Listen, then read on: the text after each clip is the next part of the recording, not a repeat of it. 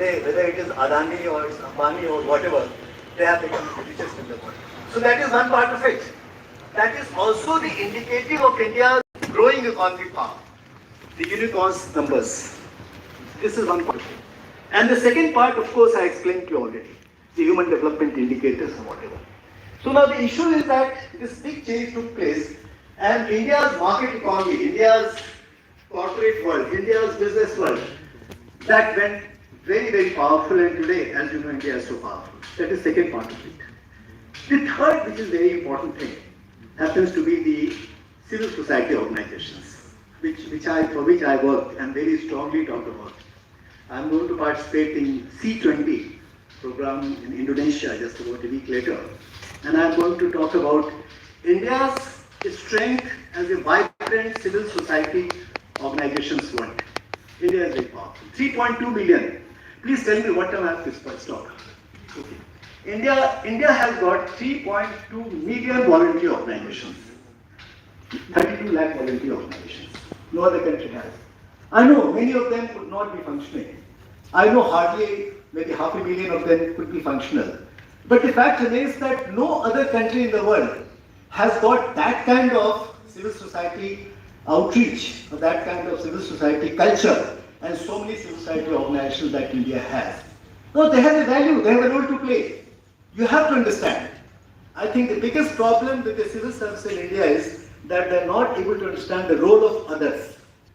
They talk about their own power, they talk about their own position, whatever it gives, that is there. But they are not able to understand the role of the stakeholders who ultimately are responsible to bring about the socio-economic transformation of this country.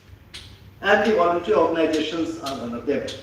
On account of Prayas, I have not talked about Prayas, just a passing reference, because I need to talk about it. In the context of the role of voluntary organizations, see, Prayas, I started in 1988 as an organization for children. But past about 34 years, it has become one of the largest organizations in the country. It employs about 700 full-time professionals, nearly 200 volunteers, 252 centers in 10 states of India, starting from Arunachal Pradesh, where we are running half a dozen community health centers and primary health centers, down to Andaman-Nicobar Islands, where we are running many programs, including child lines and all. So we are running those activities, these 38 homes and shelters for homeless people, for children, for women, nearly 70 centers for vocational training, skill development programs, which has become the buzzword today, which is very important for the Prime Minister of India and everybody else, still in India programs. Nearly 70 centers are there. So we have these 252 centers and nearly 40,000 people, beneficiaries, come to this organization on day-to-day basis. So it represents one of those kind of activities, activities so relevant for the government and developmental process, where we are partners with the government, and even if we are not partners with the government, we have got our independent way to function. So when we talk about social sectors, friends, social sectors are very important. While you are preparing for this exam, let me inform you, the most important area which you must understand is the role of the social sector, the domains of social sector. The range of developmental programs, they connect the social sector. And social sector, when you say, it is defined in the government kind of activities like ministries and departments concerning health, concerning education, concerning poverty alleviation, concerning power, concerning environment. These are some areas. When you do targeted interventions in the social sector areas, you talk about children, you talk about women, you talk about disabled, you talk about elderly, you talk about the poor and deprived in various forms. These are various sub-segments of activities in the social sector. And when you operate in social sector, the government and the voluntary sector and the private agencies, they have to work side by side, interfacing each other, working together. So these are 4 different areas I thought I will refer to. This is the kind of background. This is the background in which you guys have to understand your role, you have to acquire knowledge and go realistic about it, while not deviating too much from what the government says. Now, if you look at, just 1 or 2 more points on this issue. Since I work for children, and Census of India is back 2011, isn't it? There is no census after 2011. So there is a gap of 11 years. Now during these 11 years, you will find variety of documents coming from the government. National Sample Survey Organization is the most important one, which keep on giving idea about various types of people, various types of activities, and the kind of problems that we have. In between, you come policies like National Education Policy, for example. You must have heard about it. National Education Policy of 2020. Must read it. It's something which is very important. It's a very, very dramatic change in the way you look at the education. The entire educational activity is going to change on account of it. Starting from the foundational programs to the higher education, it's going to change. But I am referring to one particular point in National Education Policy, which is my concern with reference to voluntary sector and social sector. 32.2 million children are said to be socio-economically deprived children who are not going to school because of poverty. You understand? Now there are another 35 million children, according to us, who happen to be children in need of care and protection, or juveniles, or child labor.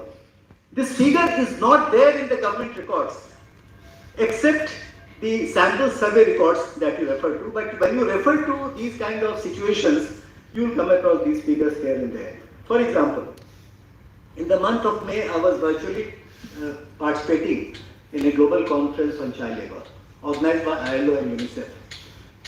It was said that globally speaking, the number of child labor has gone up by 9 million in the past about 4 years. It has become 160 million. Now India's population being 1.4 billion or whatever, and the global population being 7.9 billion or whatever, and India's human development indicators not being so impressive, so good, India's performance in SDG being not so impressive, I raised a point that what is the total number of child labor in India, which is not documented in a global conference. They said that Government of India has not given any figure about the child labor. The last figure was 10 million in 2011 census. No, there is a very simple inference that if globally speaking we have about 160 million children who are child labor, India definitely has at least 1/5 of them, maybe 30 million child labor. So these are the points I am referring to because they are realities. And when you get into these kind of things, but never say anything unless you have got an authentic source to refer to. So these are some backgrounders. Friends, it is very important for you to understand civil services, where do we stand? Where are we? I mean, why civil services? What is the foundation of civil services? As you know that the Constitution of India, the Indian Constitution, there is a complete chapter 14, isn't it? Chapter 14 of the Indian Constitution is the constitutional arrangement of civil services. I am referring to it, it's something very important. The chapter 14 of, see, Article 308, it talks about the recruitment and conditions of services for union and state governments. Article 308, it's very important for you to know. This is the one which gives foundation of the civil services that you are going to appear. Article 310 talks about tenure of office. It is to the pleasure of the governor at the state, because you have got state civil services, you have got union civil services, and you have got some others. Now there, 310 article talks about tenure of office, which is pleasure of the president or governor. It is not pleasure. I mean, when I say pleasure, it means the whole process. Nobody goes to governor, nobody goes to president for any kind of action. It means that a process has to be followed. You have got security of tenure, which is very important as a civil servant. Now, Article 311, it is very important. Generally, people think of Article 311 of the Constitution of India in the context of dismissals and removals from service.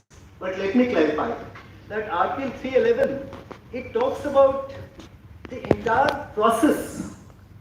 The civil services, when you join civil services, there is a complete guarantee of your service, not only in terms of tenure, but in terms of processes also. You can't be thrown away. You can't be removed like that. If you do something according to law, because the process of law, that system has to be followed. And when I am referring to the constitutional provisions starting from 308 to 323, this entire process, except some exceptions like Security of India or maybe exception that if somebody is working against security of India or somebody's role is such it can't be disclosed. And these are exceptions under which a person can be thrown away from service. Otherwise, it's not so possible, it's very, very difficult. Article 315 to 323 talks about UPSC and the state public service commissions, which are very important. And of course, there are tribunals, you must have heard about it. Article 323 talks about tribunals, administrative tribunals. So this entire arrangement of setting up the civil services, their tenure, their service conditions, their protection, all that is very beautifully defined in the Constitution of India. I, for one, when we were studying in our graduation courses many years back, we used to think that the Indian Constitution is all about cut and paste. कहीं America से लाया, कहीं England से लाया, कहीं France से लाया और इंडियन कॉन्स्टिट्यूशन बना दिया. We were not so comfortable about the formation of Indian Constitution. But during the past 40-50 years, since we have seen this country changing its shapes and forms and colors, we think that India's Constitution is the most powerful thing we can have. If you come to my office in Prayas one day, you will find I have got very big Constitution of India kept somewhere. Wherever I am, I have got a Constitution next to me. I never move an inch without Constitution of India.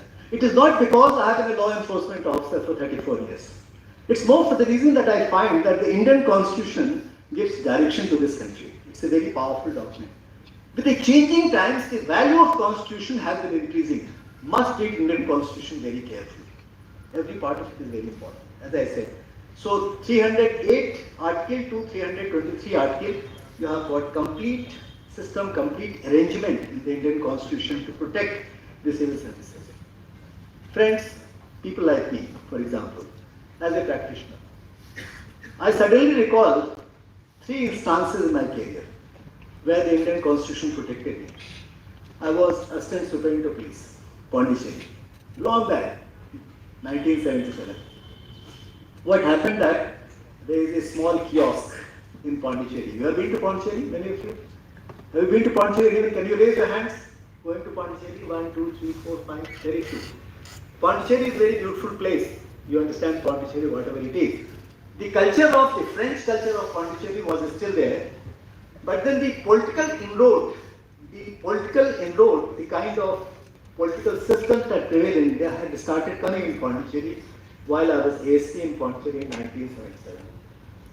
There was a fight between an MLA who was demanding cigarette from a kiosk. A kiosk fellow was sitting there. होते नहीं ऊंचे मचान पे बैठे होते हैं ना, चाय मेरी cigarette type.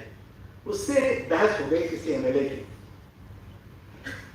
MLA gave him a slap, and that fellow in turn gave a slap. There was a fight between MLA and that person. Now that person goes to Motivalpet police station in Pondicherry town and lodges a complaint. The MLA also goes to Motivalpet police station in town and lodges a complaint. Counter cases get registered between MLA and that fellow selling cigarettes and pan. In the evening, I got a call from, I was a young officer, no experience. The Chief Minister calls me and tells me that, Mr. Kant, you have registered a case against an MLA. I told him, yes sir, I have registered. He said that, well, are you supposed to register like that? I said, I would not have told you, sir, had I not known that you are a lawyer. Chief Minister was a lawyer.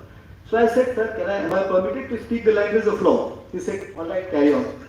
So I told him why the cases had to be registered, counter cases between MLA and that person.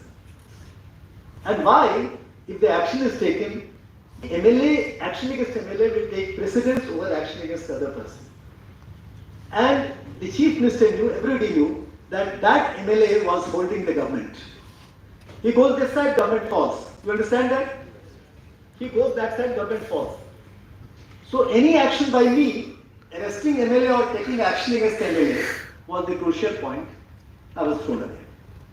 I was young, I was just about a year in Pondicherry. Happily I came back to Delhi and started working here. First occasion. But I was not dismissed. I was just thrown away. Number one. Number two.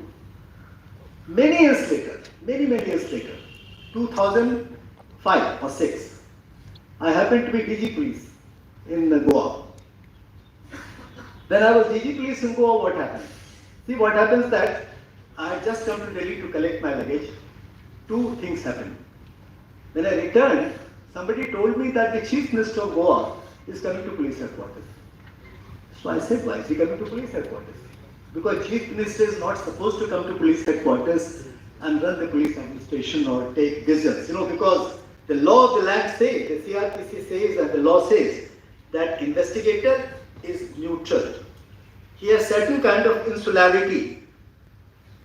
I mean, not all governmental activities, but the police investigation under CRPC, IPC Evidence Act is supposed to be insulated from day-to-day interference except by the senior officers and the court. You understand that, I am sure. It's a legal process. So he is coming to police headquarters. My predecessors had allowed him to come. So I said that, can we stop him from coming? I would like to go and meet him. They said, no, we can't stop him. He's very strong, very powerful. So I asked his inspector, who used to come with him, I said that how much time it takes to come to this place, police headquarters from his home. He said 15 minutes. I just told him very casually that, could you understand how much time it will take for me to suspend you in case he comes? So he was foxed. I said कि अगर आपको हम कितना समय मुझे लगेगा आपको suspend करने में और कितना समय लगेगा चीफ मिनिस्टर को हमारे पास आने में, वो नहीं समझ पाया हम क्या बोल रहे हैं. But then he understood the implication of my order that if you allow him to come to police headquarters, I'll suspend you before you come. That was my verdict. He went to Chief Minister and told him. So Chief Minister became my enemy the very first day. That is one. Secondly, there was another case in which two ministers of Goa government, they attacked a hotel. That hotel was run by another political party. They vandalized the hotel. And everything was being recorded. Goa people are very, very conscious. They record everything. You guys, when you post it to Goa, be very careful. Very dangerous place. It looks very impressive from distance. When you work in Goa, it's very dangerous. So the internal story of Goa is very different. So everybody records everything in Goa.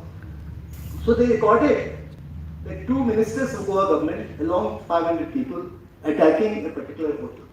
That was recorded. So again, my fellow asked me, sir, kya karna? This is what it is. I said, register it is.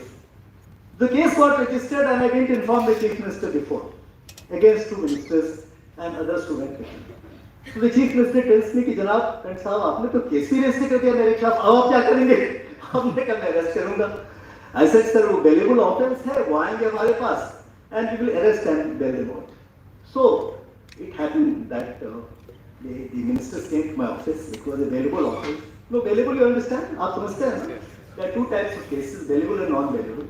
There are two types of crime, cognizable and non-cognizable. In cognizable, police can arrest, can register FIR, can search, can do a lot of things. In non-cog, we can't do it, goes to the magistrate. So it was bailable but cognizable. Alright? So it happened. I did it. And they went away. So that brought everything to a crisis. Fortunately, Chief Secretary of Goa was very close to me. He liked me a lot. They are next door. And he protected me. He told the Chief Minister कि बड़ा खतरनाक आदमी है, बहुत dangerous है, बड़ा तंग करेगा आपको, इसको आप भगा दो यहाँ से. आप समझ रहे हो मेरी बात? Throw this man away. So 5 months later, after a big jhagda between me and him, he lost out and out. I was the winner, but he threw me away. That's all it happened. Constitution of India protected me.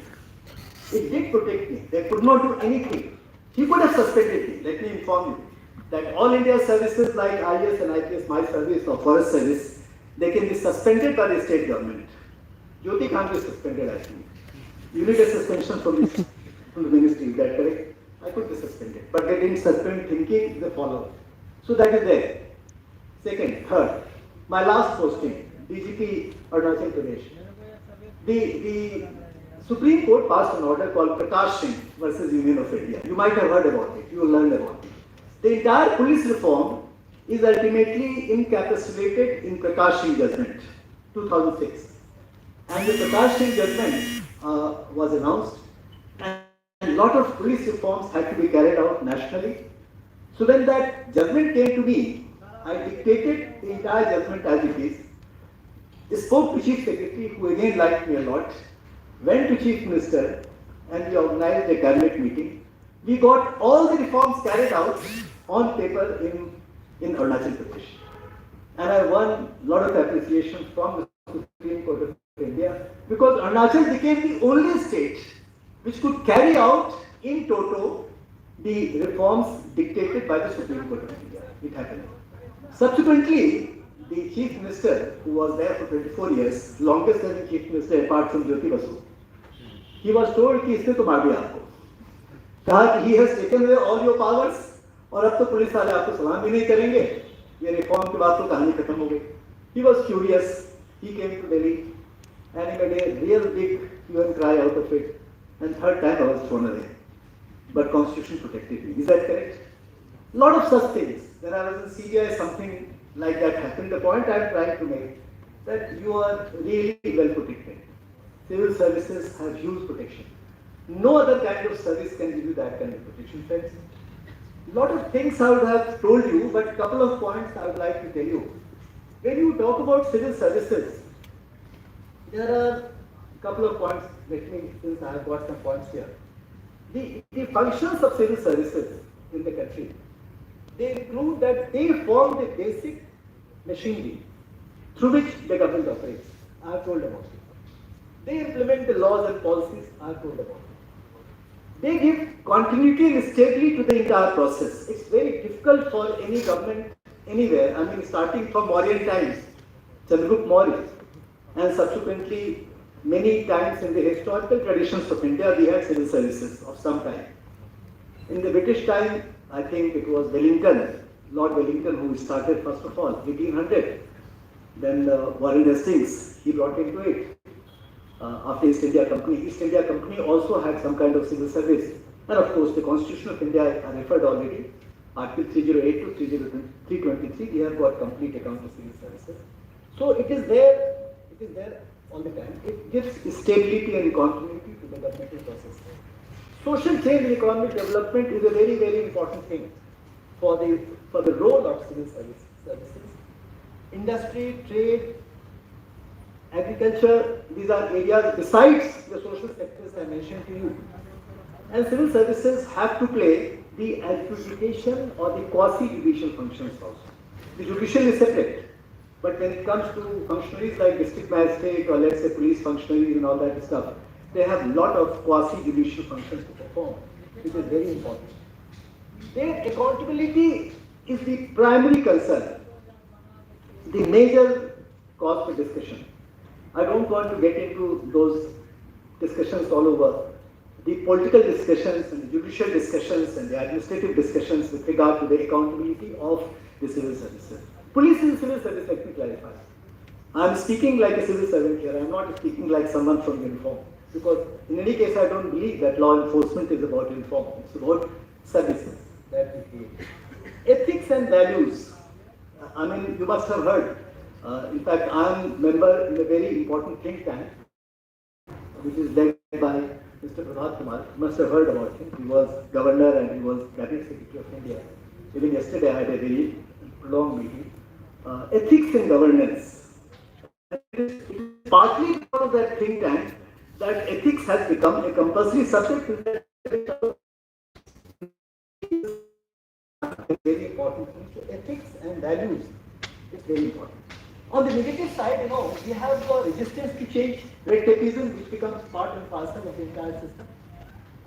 Well, I think fortunately we don't have a spoiled system like America. The Indian civil service is far more, we are fortunate, far evolved and far more rational because we don't have a system like America where a spoiled system is there. When the government changes, president changes, all change. In India, it will not be there, although it happens any time. Our preamble is so powerful. And you must recall preamble all the time. I mean, the preamble of India, like sovereign, socialist, democratic, secular, these are loaded words.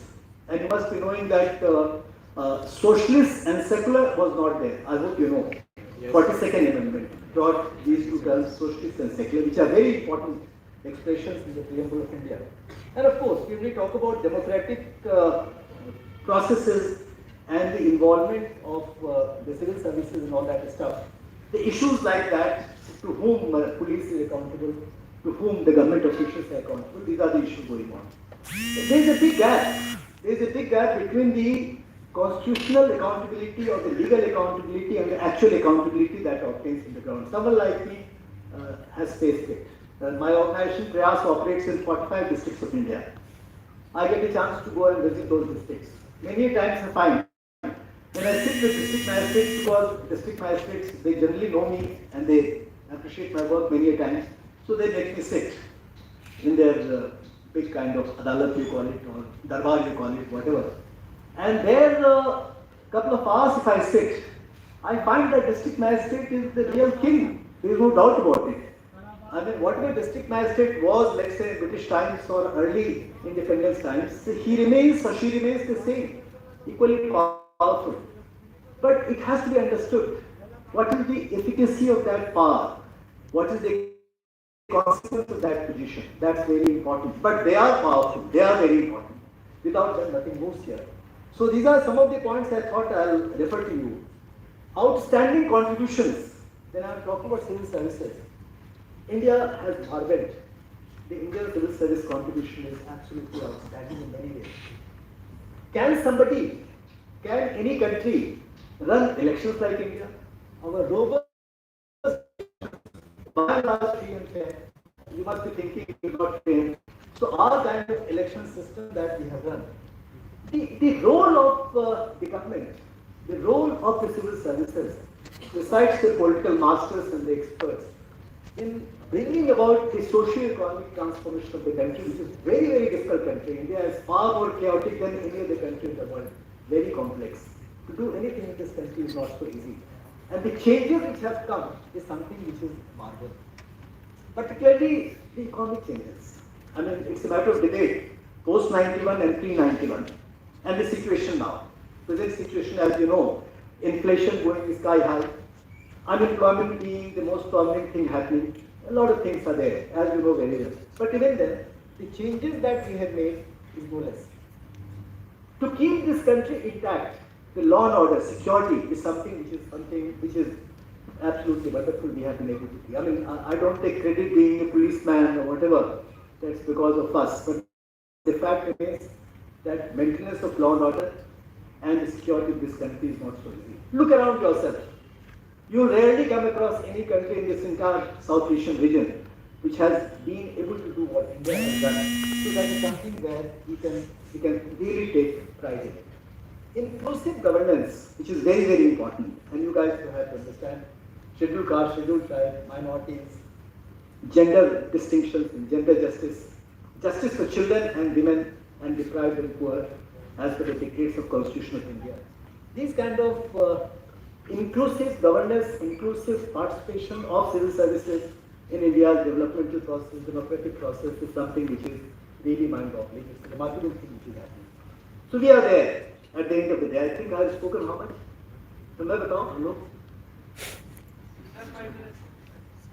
I think I would like to conclude earlier than 5 minutes. Jyoti has to come up. So these are some of the profiles, some of the situations which I thought I must tell you.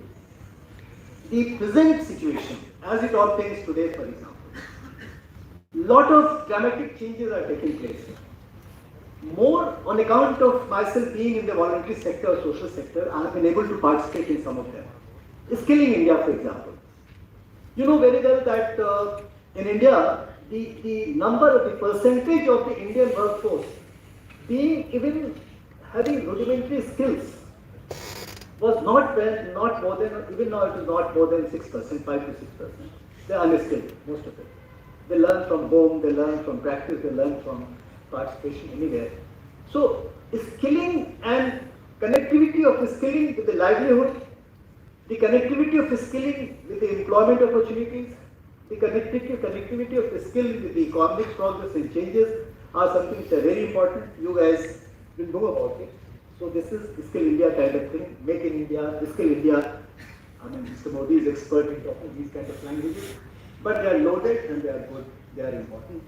And there, people like you will have to participate in all these things. The law and order process is primarily with those civil services who get into IS for a very short term, maybe 10 years maximum, not more than that. IPS, most of their life, they have to be there. The law and order, crime control, etc., security.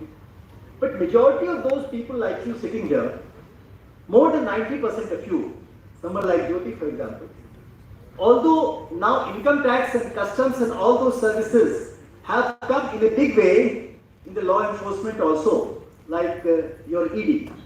What do you call ED is full form? Enforcement Directorate. Good. Now it has suddenly become very important, very powerful because of our economic activity.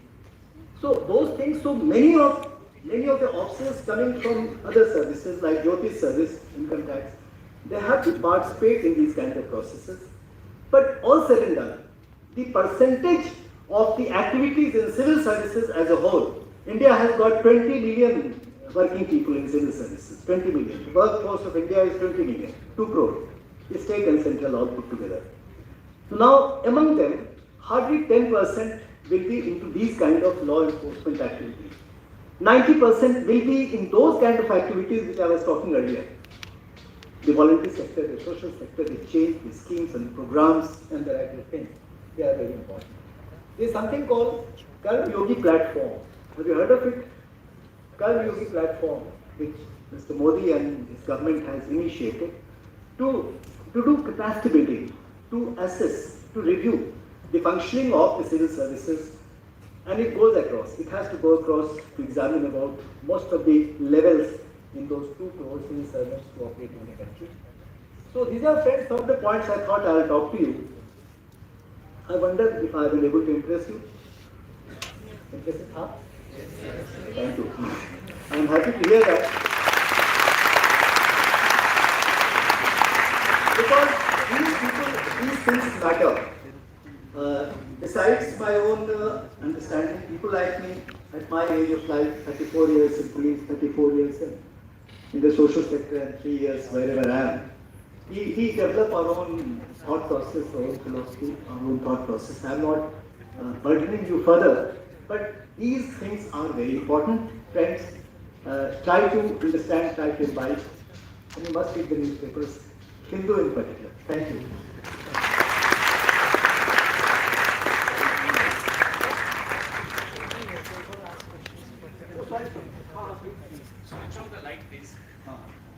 I'm sorry, I didn't get the questions. Please. Can I get some water? Yes. It's the time. I am sure that you all are mesmerized, excited.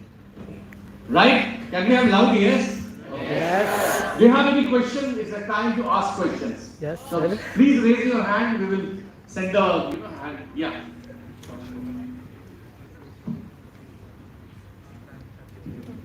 A very good afternoon, sir. Sir, we always talk about how India's economy and our GDP has been constantly growing and take pride in calling ourselves the 5th largest economy, a $3.5 trillion economy. But when we look at the stats that do actually matter, as you pointed out, the Human Development Index, and I would like to emphasize on the per capita income of ours, GDP divided by the population. We're in the bottom 10 percentile of the world, I believe. So when are we going to start questioning that and start focusing on those issues instead of just increasing the size of the cake? And how exactly do we go up in that ladder? I think the questions are being asked. See, the questions, the point is that this is one way of thinking. Even the per capita income, let's say population divided by GDP, whatever. Sorry, the other way. Population divided by GDP. Now, that is also not the correct indicator because it's very general in terms. Now, the concentration of wealth, the concentration of money is a very natural process. See, one sentence more. When I was joining the service, which I joined late, before that, I had a lot of friends who were ultra-leftist. When I started a college in Chaibasa, you know Chaibasa in Jharkhand now, one of my friends who was a brilliant student of Delhi Institute, and he had gone underground, had just come up, and was with me a teacher somewhere in Chaibasa. So my police report, the SP called me and said everything is fine. But then I find that you are in the company of those kind of people. You understand that? Yes, sir. So starting from those kind of people, the ultra-leftist, to many other people in the political range, shades and shadows, this thought is being expressed and changed. that there is a strong angularity towards capitalistic system and being very frank and blunt. And it has to be different. I think some compromise has to be there. Because there is no doubt that the wealth will grow in this country. Whereas, I mean, a country like India has to grow in terms of economy, in terms of wealth. But the equitable distribution of the wealth and the participation of majority of people in the process is something that holds the key. And I cannot say when, but then it will happen. Only this much I can tell you, because there are very strong views about it, and it's being expressed. If you read newspapers like Hindu, Indian Express, and Economic Times, you will find many of them. Okay, thank you. Yes, please. Lovely to listen to you, sir. So my question is that you talked about the economic growth, and recently most of the countries are focusing on the economic growth, no matter what are the rules. Even some of the countries are using unethical ways as well. So taking that thing into the consideration, don't you think that economical growth cannot be performed without doing climate change, and climate change is also a big issue. And Paris Act also got denied because of the economical shortage that most of the European Union countries along with Australia and Indonesia faced. So what are your views on that? No, I think India's stand on climate change is very proper, it's highly proper, appropriate, and it's consistent also. When you talk about the India's foreign policy and you discuss this particular point, you see that there is a real consistency about the way we have handled the climate change, including the Prime Minister, who takes it very seriously, the Foreign Minister Jaishankar. They have presented it very well in most of the fora. And we have to point out that they can't hold countries like India guilty, because the guilt is more towards those countries who are said to be developed countries. Those developed, industrialized and powerful countries, I think their share in the kitty of, let's say, climate getting worse and worse is far more than a country like India. So our stand is proper. Try and follow that stand. Okay? Thank you. Yes, please. Can somebody give the mic?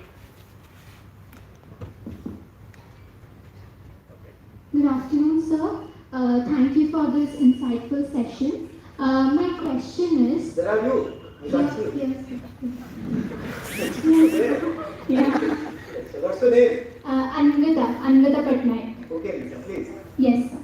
So, sir, can you please tell me what is the core reason for crime against women, especially when you talk about education? With the passage of time, there are a lot of students who are enrolling in higher education as compared to 1970s to 20s, basically, 2020. Fortunately, the special position given to women in the Constitution. Yes, sir. You must see, women and children have been given a special position in the Constitution of India, and that has led to a lot of legal changes and others. Legal changes are quite good actually. See, India has a very big problem today. When we talk about crime against women and crime against children particularly, Yes, sir. the present legal regime of India is far ahead of majority of countries. I mean, the Vishakha case, you must have heard about it. Vishakha judgment being converted into Domestic Violence Act. And sorry, workplaces, the security of women at workplaces, Domestic Violence Act, Indian Penal Code 498A. Then changes which took place after Nirbhaya. No, Nirbhaya, you know very well, Nirbhaya case. Yes, sir. 2013, we had a whole range of changes in the law called Criminal Law Amendment Act 2013, which brought in major changes in the crimes of sex relating to women. You understand that? Yes, sir. Before that, there was something called POCSO, Protection of Children Against Sexual Offences Act, including the girls. POCSO was the byproduct of a international study called National Study on Child Abuse, which I had the opportunity to lead in the country, and that led to POCSO. And POCSO gives different types of crimes against children, including girls. And those crimes, starting from voyeurism and harassment and those kind of crimes, pornographic crimes, all those types of crimes have been brought within the law in 2013. Unfortunately, most unfortunately, the biggest problem in India is not the lack of or absence of laws. The problem is lack of implementation. Yes. I could have gone on and on to talk about it. One or two small points. For example, trafficking has been defined. Trafficking is 370 IPC. Understand trafficking, human trafficking? Yes. Human trafficking was defined after Nirvaya in the same Criminal Law Amendment Act 2013. And it was something in great demand, great need, because the trafficking is an expression, trafficking and forced labor, and trafficking is majority against the girl child or the children, women again. That got defined, that became a very harsh law, 370 IPC change. But even now, where trafficking, must be millions of trafficking taking place in the country, the number of cases are hardly 2,000. In most of the social legislations concerning women particularly again, the number of cases being registered are very few and the convictions are also very less. Yes, one of the crimes, 398A IPC, which is cruelty against women, you know it very well, mental or physical cruelty against women, they changed in 398A Indian Penal Code. That has grown quite well, in the sense that number of cases are quite high. But unfortunately again, the Supreme Court of India brought certain kind of, made some observations that a large number of these cases are false. You understand? And the women's organizations made a lot of hue and cry, and correctly so. And some kind of screening process has been added in 498A also. So, in all, this country has not been fair to women, and the gender issues are very important. Crime against women are rampant. Yes, sir. But laws are there. Implementation is the problem. Yes, sir. So basically my question is, if we keep the laws and the implementation aside, and since you are in the police services since a long time, so what is your personal experience when it comes to the reasons against, crime against women? I'm not, I know that there are a lot of laws and the implementation is the problem. But I'm asking you is that even education, there are a lot of students who have been educated. Do you still think that it is helping anyone to actually reduce the cases? See, let's not be very despondent about it. It is happening, and I have seen it happening. You understand that? I mean, most of the laws have come while I had been in service on active work. And now, of course, the Crisis Intervention Center, this was started by Prayas, it became a national level organization. 1098 Childline was started in Prayas, which has become a national level organization. So there are bodies which I have seen grow, you understand? Now the changes have come. But then the biggest problem with regard to children and women is something I call the conspiracy of silence. You understand that?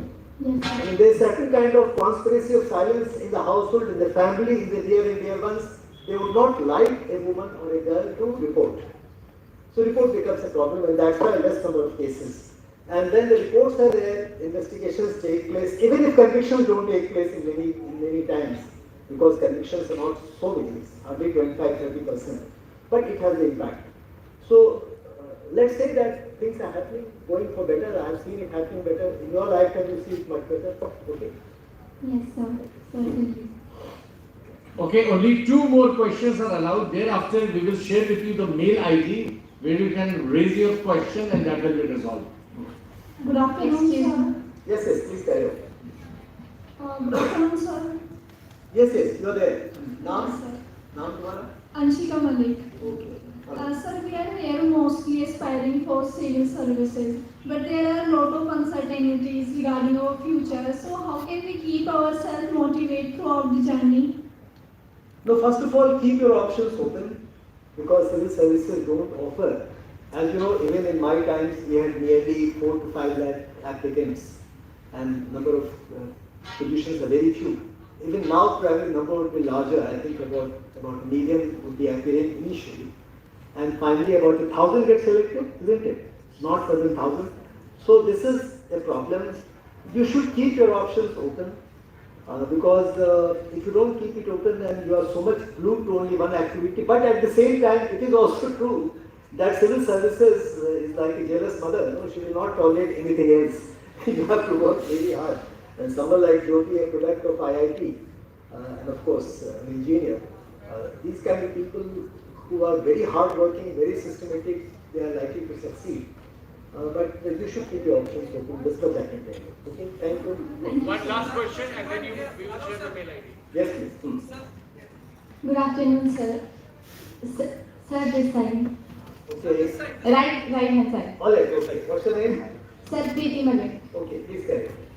Sir my question is जब हम civil aspirants होते हैं तो हम हमेशा बोलते हैं कि हम ऑनेस्टली अपनी ड्यूटीज करेंगे, हम इंटरव्यू में भी जाके यही बोलते हैं, पर अल्टीमेटली जब हम उस पोजीशन पे जाते हैं तो एमएलए एमपीज हमें वो पावर एक्सरसाइज करने का मौका ही नहीं देते। क्या आज जैसे सर आपने भी बताया कि you were also thrown out for like some reasons, तो क्या हम ऐसा टाइम एक्सपेक्ट कर सकते हैं जब सिविल एस्पिरेंट्स अपनी पावर्स ऑनेस्टली एक्सरसाइज कर पाए without any interruption from MLAs and MPs? देखिए ये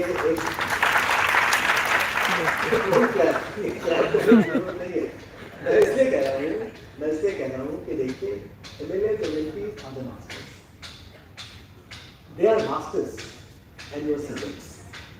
If you are servants and they are masters, they have a role to play. Because the elected people in a country, in a democratic country, they happen to be the real boss. That is one. Now, as bosses, if they overdo things or go the wrong way, it is definitely your responsibility, your duty to remind them and to keep them within limits. That is your duty. But the fact remains that you cannot just say that they are the ones who are disturbing us. Let me inform you. I mean, it happened not only. I can tell you a dozen stories. One, of course, very simple. Again, I was also thrown away from CBI. I just now told Jyoti about it, my brief story, because the investigation I was carrying out took me to the doorsteps of Prime Minister of India. You understand? So you cannot investigate Prime Minister. In fact, the director came, called me and told me. I mean, I was always having high grade of competence in my service. And he told me that, you know what you have done? You have arrived at the Prime Minister's house. Can you do it? I said, sir, I am an IPS officer. And if the law takes me there, my investigation takes me there, I'll arrive. He said, all right, go away. Again. I reached Mizoram. Mizoram, I was DIG range for 2 years. And that is after. The new government came. The new government thought that, oh, I was their man. In fact, I was nobody's man. And they brought me back, so I came back to Delhi and started working. The point I am trying to make, simple point. Let us not be too touchy about it. Be moderate, be systematic, be methodical, do your work. Don't be overexcited about it. Because they have a place, they have a role to play, and you have a role to play. It's all ultimately role playing in a systematic manner and methodical manner. That's all I can tell you. Keep your head high. Keep your ethics and morals and other things intact, which is very important. And then operate according to the system as it operates. All right? Any other point? Thank you. Thank you very much. We will give you the email ID. You can talk to me anytime. Give me a call. I have no problem. Raise your question. We will ensure that your questions are answered. All right, we are racing against the time. You understand that. Thank you very much. Thank you. Thank you.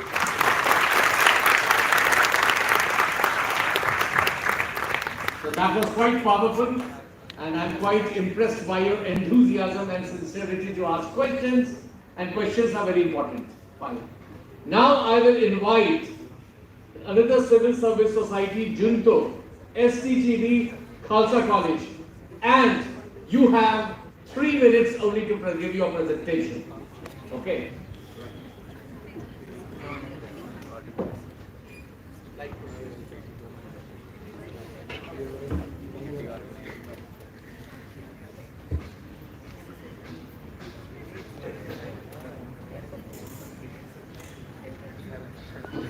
न चौरहारं न च राजहारं न भ्रातृभाजं न च भार्यकारी वये कृते वर्धते नित्यं विद्याधनं सर्वधन प्रधानम्. A very cheerful and enthusiastic good afternoon to everyone. Today I feel highly delighted to present my society, Junto, the Civil Services Society of Khalsa College. With the constant support of our Honorable Principal Sir Dr. Jaswinder Singh, the society functions for the civil services aspirants in our college. It's very important to understand the meaning of the term junto. So the term junto has a historical background. Basically, it was the name of a club that was founded by Benjamin Franklin in 1727. It was a group of 12 members where they discussed on the issues of the politics and natural philosophy. So similarly, junto, according to the definition of the dictionary, junto means a group of people who came together to discuss and to fulfill their common purpose. So our society proves it very well as it provides a platform to all the civil service aspirants to come and solve their doubts. Talking about the history, so our society was established in 2019 and our society's functionings, if I'll try to discuss that, we conduct sessions, that is open sessions and closed sessions. Apart from that, our society is divided into 4 major teams to carry out its functioning smoothly. Later on, when I'll talk about the vision and mission of our society, so I hope you all have heard about this, कि किसी चीज को शिद्दत से चाहो तो पूरी कायनात तुम्हें उसे मिलाने की साजिश में लग जाती है. So we are guided by the approach of holistic growth by providing comprehensive guidance to all the students. And apart from that, we have diversified approach and we provide counseling to students as well. Apart from our offline work, we also provide digital assistance to the students by sharing the explanatory notes on the Instagram. The annual fest of Junto is known as Pradyan, which is joined by so many dignitaries. Basically, it is a 3-day event which is joined by a lot of experts, for example, Manoj Jindal sir, Bipasha ma'am, IAS, and so many more people. And we organize a lot of open sessions for the students. After that, I'll talk about the challenges that are faced by the society. So I have already told you that our society is new and it's very difficult to establish a new society. But our society took inspiration from the existing societies and performs very well. When I talk about the collaboration, so we have collaborations with NSS, SDTD Khalsa College and DADS in the time of COVID-19, and we have collaborations with Level Up IAS Academies, Shubhra Ranjan IAS Academy and many more. At last, I would like to extend my heartiest gratitude to the convener of the society, Dr. Nachiketa Singh, and other faculty members, along with the Hindu and the G School for giving us this wonderful opportunity. At last, I would say कि आसमां अगर खो गया तो नया ढूंढ लेंगे, हम वो परिंदे नहीं जो उड़ना छोड़ देंगे. With this, thanks and have a nice day.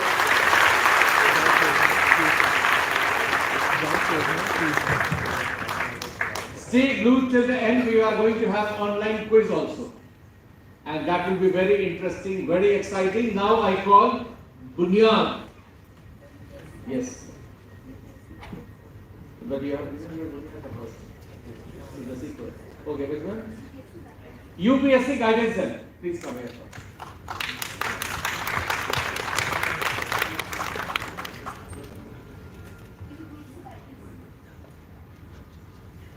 UPSC guidance cell is there here?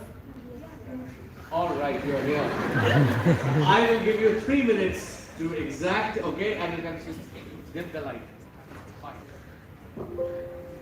कर्मण्येवाधिकारस्ते मा फलेषु कदाचन मा कर्मफलहेतुर्भूर्मा ते संगोत्स्व कर्मणि. It is rightly said in the Bhagavad Gita that one has the right to perform their prescribed duty, but they don't have the right to the entitled fruits of actions. A very good morning to our respective judges and audience present here. Me and Janvi and my partner Karuna are here to present on behalf of the UPSC guidance cell. So without any further impediment, we would like to start with our presentation. I would like to tell you about our cell. As we all know, that the number of students pursuing civil services in our country is quite high. But not all are born under the lucky star to have the strong financial support which could enable them to afford the facilities of paid coaching. Due to which, many of the underprivileged and middle class students are unable to get the proper guidance. There comes our cell, UPSC Guidance Cell, which has been founded by Mr. Lakshit and Mr. Saurabh to provide all the significant study materials to the students irrespective of their socio-economic and cultural background. It was started with a very small group of students which has by far grew into a family of 1,000 plus aspirants. Talking about our vision includes the three most important qualities for becoming a civil servant. That is patience, dharya, perseverance, dridhata, and dedication, nishtha. Our mission. Our mission is to promote equal opportunities amongst all UPSC aspirants and to provide them a platform for the all-round skill development. So as there are so many societies centering around the civil services preparations, what makes our society exquisite? As it is rightly said, all work and no play make Jack a dull boy. Keeping this in mind, we have not only restricted ourselves to just academic guidance, but we also conduct various productive activities for the all-round skill development of an individual. There are various competitions that we have organized. Some of them are insightful learning, the case study competitions, War of Words, the debate competition, Elocution 2.0, the speech competitions, and many more. Apart from these, we also provide the study material in the most simplified manner across various platforms such as Telegram, WhatsApp, Instagram, as well as YouTube. We have also organized webinars with many famous IAS and IPS officers such as Vivek Atre sir, Sunil Oberoi sir, Nitin Singhania sir, and many more. We have also collaborated with various coaching institutes such as Retd IPS and Next IPS. Talking about the functioning of our cell includes three departments in which the members work tirelessly day in and day out for helping the students. So the first department we have is content department. Individuals who can express themselves freely in words are the ones who rule here. They find and curate content in the most simplified manner. The second department we have is digital department. This department is dominated by tech-savvy individuals. They give shape to the written content and which we post on our Instagram in the form of reels and Instagram posts. The other department we have is marketing department, which focus on the advertising of our cell and all the campaigns and collaborations. This is not over here, as we also choose star performers every month from our cell, and we also recognize their hard work with a certificate as well as a dedicated Instagram post. But while forming this cell, we also faced numerous challenges. The first challenge faced by us was the formation of a team. We were quite confused about the fact that how we can form a team over a virtual platform. Then for forming the team, we started taking interviews, but it was a difficult choice for us, like who should be chosen and who not to. The third challenge faced by us was making team members work in the virtual mode, because all of us switched from the offline to the online mode, so everything went offline. As our cell consists of students from every state and every city, it was a much more difficult challenge for us to work in offline mode. Then the fourth challenge faced by us was the language barrier. As we've already told that different communities and different students from other states work with us. So all of them have different linguistic diversities, so we were not able to cope up with them with the same languages. If I tell about the campaigns, so we have run various campaigns. The first is the Abhyuday edition. This was a series of webinars with renowned civil servants. Second is Bharat Darshan. In this series of content, we create videos describing each unknown fact about a particular state of India. And the other two are Vocabo Hub and Lakshya. We have collaborated with many college societies and currently DU Online Campus and Festa Marketing are our official media partners. We have also collaborated with IS institutes like Didemy IS, Next IS for various insightful webinars and activities. Currently, we are operating on various social media platforms like Instagram, Telegram, WhatsApp, and Facebook. So you all can connect with us there. Before ending, we would like to present a small video depicting the entire journey of our cell in the form of various competition and activities that we have conducted.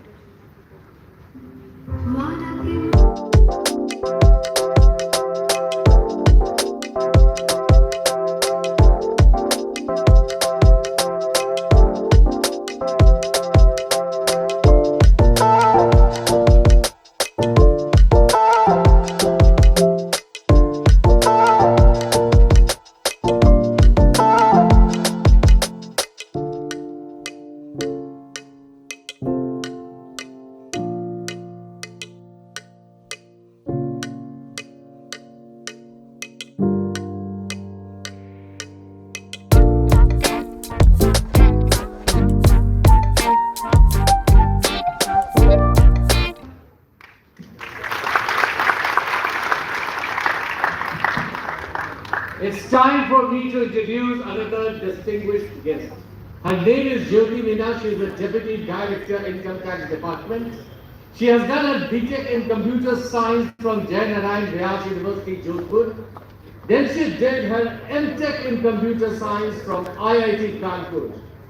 She was worked as a software developer in an MNC Epic system based in Madison, Wisconsin for 7 months for a whopping rupees 78 lakhs. Was teaching as a guest faculty at MNIT Jaipur during preparation time, and she cleared UPSC in 2014 with optional subject as geography. So please welcome, I will invite you ma'am, please be on the stage.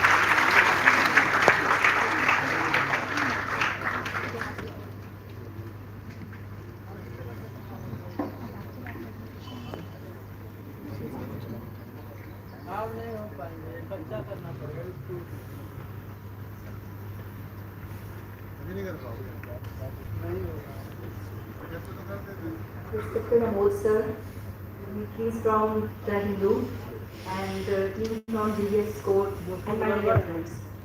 Good afternoon to everyone. So I'm Jyoti Meena, as already introduced by Alokji. So I would like to thank the organizers of the Hindu and DGS Score to give me this wonderful opportunity to interact with such a young, energetic and learned gathering. So I would like to keep this interaction in dialogue form. Let's see how it goes. So AMOD sir has already shared valuable insights into how civil services works, what is the role of civil services. I'll share my journey so far. So in the limited 7 years of service, I have come across various profiles. I have worked as an investigator, investigating financial crimes and conducting raids. I have worked as a quasi-judicial authority, passing orders. Right now, I am working in core administration, administering workforce of more than 2,000 persons. So my role has ranged from a law enforcer to a service provider and a quasi-judicial authority. So this much of diversity, this much of exposure, I don't think any job will provide. Obviously, had I been in US, I would be making a lot more money. But I guess at the back of my mind, I would be doing only coding, and that too for next 15-20 years. While at such a young age, I have been posted to so many profiles. So this exposure is unparalleled. So yes, why civil services? I think most of you would have this answer, that you will have unparalleled exposure, diversity, social recognition. So yes, those factors are true. So now, and then again, the number of stakeholders we interact with. Being a software developer, I was at the back-end team. I had interaction with my team lead, and I think maximum I would have gone to manager. But here, right from the day one, we are dealing with so many stakeholders, organizational hierarchy,